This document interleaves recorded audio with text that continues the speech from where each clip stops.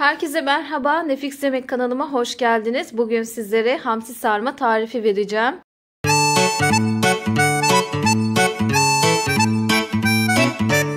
Tarifimde kullanılan malzemeleri açıklamalar kısmına miktarlarıyla beraber yazarım. Oradan bakabilirsiniz. Yapımına geçmeden önce videomu beğenip kanalıma abone olarak bana destek verirseniz çok sevinirim. Tarifimizin yapımına başlayabiliriz. İlk olarak sebzelerimizi doğrayacağız ve soteleyeceğiz. Burada amacımız ürünlerimizi çok küçük doğramak. Minik minik doğrayacağız. Robottan da çekebilirsiniz isterseniz.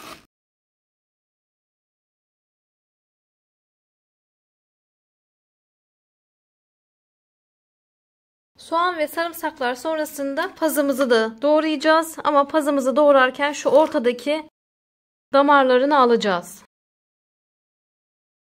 Bu kalın damarlar temizlenecek arkadaşlar. Tabii ki bunları ziyan etmeyeceğim. Pazı kavurması yapacağım. Onu da kullanacağım. Böyle pazımızın kalın damarlarını alalım. Daha sonrasında pazılarımızı yine ince ince doğrayalım.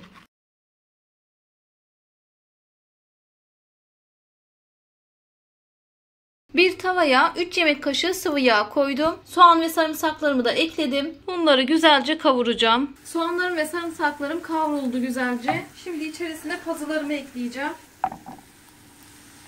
İçerisine tuzumu ve baharatlarımı atıyorum. Bunları açıklamalar kısmına yazacağım. Şimdi kapağını kapatıyorum. Bir süre kısık ateşte dursun. Daha sonrasında karıştırarak devam edeceğiz. Pazılarımızı soteledik ve soğumaya bırakıyoruz. Hazırladığımız içe şöyle bir limonun kabuğunu rendeliyoruz. Beyaz yerlerine girmeden. Balıklarımızı temizlerken şu şekilde yapacağız. Kafasını alıyoruz, içini alıyoruz. Daha sonrasında baş parmağımızla şöyle kuyruğuna doğru giriyoruz. Buradan içeriden kılçığını tuttum. Kılçıklarını alacağız. Kuyruğunu da alıyorum. Bakın iki tarafı da bütün olacak. Burayı iki parçaya ayırmamaya çalışın. Balıklarımızı bu şekilde açacağız. Bir tane daha yapalım. Kafasını aldım. İçerisindekileri aldım. Kuyruğa doğru girdim. Burayı açtım. Zaten hamsi kılçığı en çabuk, en kolay çıkarılan balıklardan. Şöyle kılçığını aldım. Kuyruğunu da alıyorum. İki parçayı ayırmamaya çalışıyorum. Burada amacımız bu. Çünkü bunu bu şekilde saracağız. İki parçanın ayrılmaması lazım.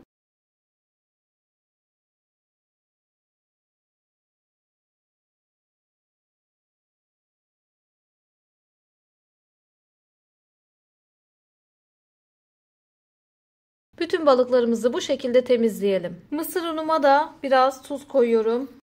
Şöyle harmanlayabiliriz. Mısır unumuz da hazır. Balıkları da güzelce yıkadım ve süzdürdüm. İsterseniz kurulayabilirsiniz de. Onlara da biraz tuz atıyorum. Tuzlayacağım. Balıklarımızı sararken öncelikle şu dış kısmını unluyoruz. İç kısmını değil, dış kısmını unlayacağız. Buna dikkat edelim lütfen. Daha sonrasında yaptığımız içten çay kaşığıyla koyuyorum. Şurada baş kısmından itibaren bu şekilde sarıyorum. Bir tane daha yapalım. Dış kısmını unladım. Bakın şu şekilde. Çay kaşığı yardımıyla içimden koydum. Baş kısmından itibaren bu şekilde büküyorum. Rulo yapıyorum. Ve şöyle bir borcamın dibini birazcık yağladım. Çok yağlı yapmayacağız. Bu şekilde dizeceğim. Fırında yapacağım. İsterseniz ocakta, tavada da yapabilirsiniz. Nasıl arzu ederseniz. Canınız nerede istiyorsa orada yapın. Bir tane daha göstereyim arkadaşlar. Bakın şöyle dışarısını unladık. İçerisine içimizden koyuyoruz. Baş kısmından şu şekilde katlıyoruz. Rulo yapıyoruz. Bütün hamsilerimizi bu şekilde hazırlayalım. Balıklarımız hazır. Şimdi önceden ısıttığımız fırında bir 5 dakika kadar bırakacağım. Daha sonra çıkarıp üzerini yağlayacağım.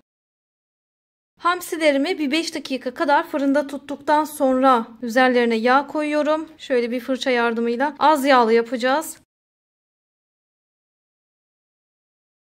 Evet, güzelce yağladıktan sonra tekrar fırına götürüyorum. Zaten canı az olduğu için hemen kızarıyor arkadaşlar. Hamsi sarmamız hazır. Sizler de beğendiyseniz videoma like atıp kanalıma abone olarak bana destek verirseniz çok sevinirim. Herkese afiyet olsun. Bir sonraki tarifte görüşmek üzere. Hoşça kalın.